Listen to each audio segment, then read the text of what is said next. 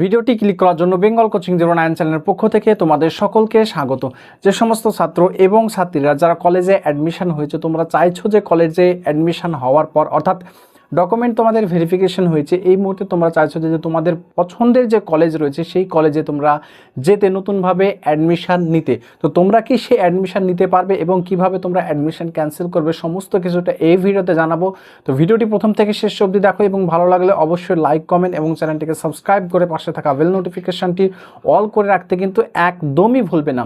তো প্রিয় ছাত্রছাত্রীরা, তোমরা অনেকেই আছো যে যারা যখন তোমরা ফর্ম ফিল আপ করেছিলে ফার্স্ট ফেজে, তখন কিন্তু তোমরা পছন্দের কলেজ না পেয়ে যে কোনো একটি কলেজে তোমরা কিন্তু অ্যাডমিশন নিয়ে নিয়েছো এবং ইতিমধ্যে তোমাদের কিন্তু ডকুমেন্ট ভেরিফিকেশান কিন্তু হয়ে গিয়েছে। এই মুহূর্তে সেকেন্ড ফেজের কিন্তু আজকে অর্থাৎ 8 তারিখ থেকে কিন্তু তোমাদের সেকেন্ড ফেজের অ্যাডমিশান কিন্তু শুরু হয়েছে। তুমি চাইছো যে সেই সেকেন্ড ফেজের যে অ্যাডমিশান অর্থাৎ মপ আপ যে রাউন্ড, সেই রাউন্ডে তুমি চাইছো নতুনভাবে অ্যাডমিশান নিতে এবং পুরনো যে কলেজে তুমি অ্যাডমিশান হয়েছিলে, যেখানে তোমার ডকুমেন্ট ভেরিফিকেশান হয়েছিল, সেই অ্যাডমিশানটা তুমি ক্যান্সেল করতে। এক্ষেত্রে তোমাকে কি করতে হবে? তো দেখো, সাধারণত তুমি অনলাইনে অর্থাৎ তুমি যখন ফর্ম ফিল আপ করেছো, তুমি কোনো কলেজের ওয়েবসাইটে তুমি যদি কলেজে অ্যাডমিশান নিয়ে থাকো ফার্স্টবারে, তো সেই কলেজে অ্যাডমিশান নেওয়ার ক্যান্সেল করার কিন্তু কোনো অপশান নেই যদি তোমার ডকুমেন্ট ভেরিফিকেশান হয়ে থাকে।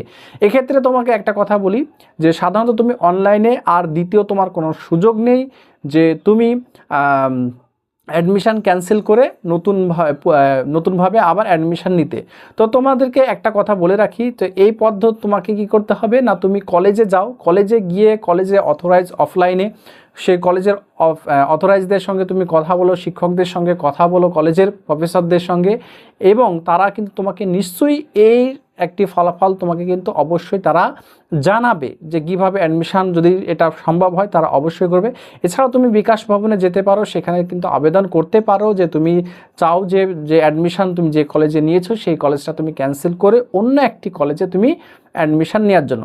তো সাধারণত এমনি সেন্ট্রাল যে পদ্ধতিতে এই বছর তোমার ভর্তির যে প্রক্রিয়া, সেই প্রক্রিয়া কিন্তু অলরেডি আমি তোমাদেরকে একটা নোটিশ দেখাচ্ছি, সেই নোটিশে কিন্তু অলরেডি বলে দিয়েছে যে সমস্ত স্টুডেন্টরা ফার্স্ট পেজে তোমরা কিন্তু অনলাইনে ফর্ম ফিল আপ করেছিলে কিন্তু কোনো কলেজে তোমরা ভর্তি হওনি, কিংবা দেখা যাচ্ছে যে তোমরা অ্যাডমিশান নাওনি, ঠিক আছে, সেক্ষেত্রে তোমরা সেকেন্ড ফেজে কিন্তু ভর্তি হতে পারবে। কিন্তু যদি কোনো স্টুডেন্ট ফার্স্ট ফেজে অ্যাডমিশান নিয়েছে এবং তার ডকুমেন্ট ভেরিফিকেশন হয়েছে, সেক্ষেত্রে তার সেকেন্ড রাউন্ডে কিন্তু অর্থাৎ আজকে যে ভর্তির প্রক্রিয়াটা শুরু হচ্ছে, সেই ভর্তি প্রক্রিয়ায় সে অংশ নিতে পারবে না। এই হচ্ছে মোট কথা। অর্থাৎ তোমার অনলাইনে তুমি অ্যাডমিশান ক্যান্সেল কোনোভাবেই করতে পারবে না যদি তোমার ডকুমেন্ট ভেরিফিকেশান হয়ে থাকে।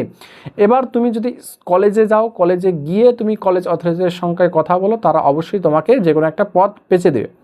এবার আরেকটা প্রবলেম রয়েছে যে যদি কলেজ থেকে সেই অ্যাডমিশান ক্যান্সেল করে দেয়, সেক্ষেত্রে যে কলেজের যখন ডকুমেন্ট ভেরিফিকেশন করেছে রেজাল্টের পিছিয়ে প্রত্যেকটা কলেজের কিন্তু একটি স্ট্যাম্প মেরে দেয়, সেক্ষেত্রে কি কোনো অসুবিধা হবে? না, অবশ্যই অসুবিধার কোনো কারণ নেই। তোমার যদি ডকুমেন্টে যদি স্ট্যাম্প মেরেও থাকে, কোনো অসুবিধা হবে না যদি তোমার যে পুরনো যে কলেজে তুমি অ্যাডমিশান নিয়েছো সেই কলেজ থেকে যদি তোমার কি করে না অ্যাডমিশানটা তোমার ক্যান্সেল করে। তো এই ছিল আজকের ভিডিওটি। তো ভিডিওটি এখানে শেষ করছি। সকলে ভালো থেকো, সুস্থ থেকো। আর একটা কথা, যদি তোমাদের কোনো প্রশ্ন থাকে অবশ্যই কমেন্ট বক্সে এসে কমেন্ট করো। ভিডিওটি শেষ করছি। সকলে ভালো থেকো, সুস্থ থেকো। ধন্যবাদ পুরো ভিডিওটি দেখার জন্য।